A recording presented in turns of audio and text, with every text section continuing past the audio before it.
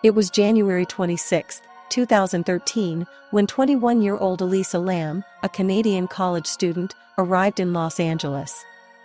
She was on a solo journey across the west coast of the U.S., documenting her trip on her blog and social media with bubbly enthusiasm.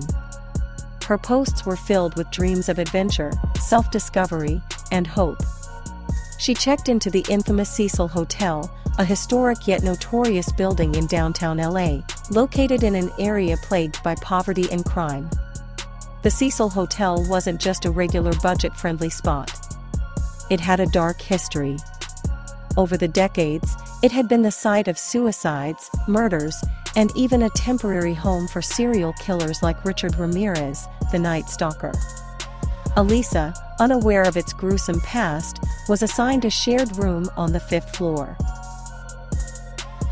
Initially, Elisa's trip seemed to go as planned. She visited local tourist attractions and updated her social media. But within days, her behavior reportedly became erratic. Her roommates complained about her unusual conduct, allegedly leaving notes telling them to go away or acting paranoid. The hotel eventually moved her to a private room to avoid further issues. Elisa was last seen alive on January 31, 2013. Surveillance footage from that day captured her in one of the hotel's elevators in what has become one of the most chilling videos ever recorded. In the video, Elisa can be seen acting bizarrely, pressing multiple elevator buttons, peeking out as if someone was following her, stepping in and out nervously, and making strange hand gestures. It was unsettling, haunting, and left viewers with a deep sense of unease. After that, she vanished. When Elisa failed to check out on February 1st and her family couldn't reach her, they reported her missing.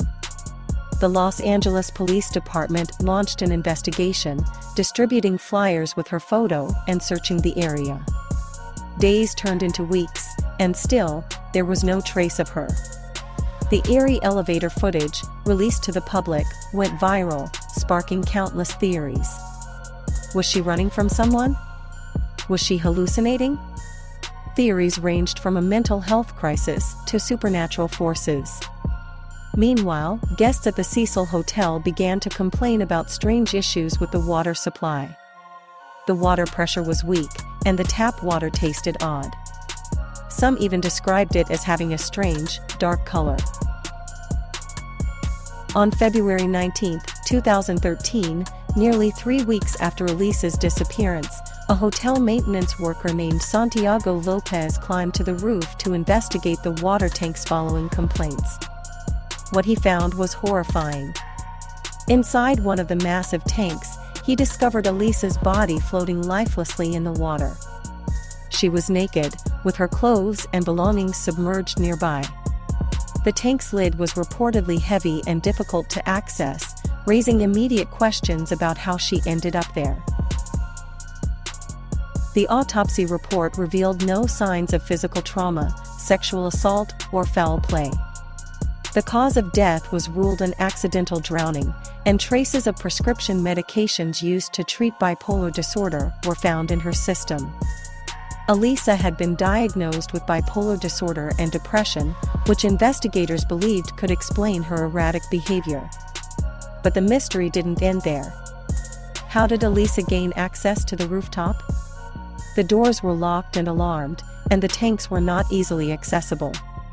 If she had a mental health crisis, could she have managed this alone? Or was someone else involved? The public and internet sleuths dived into the case, proposing various theories.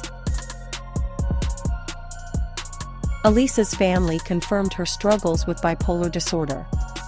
Some believe she experienced a psychotic episode that led her to the rooftop and into the tank.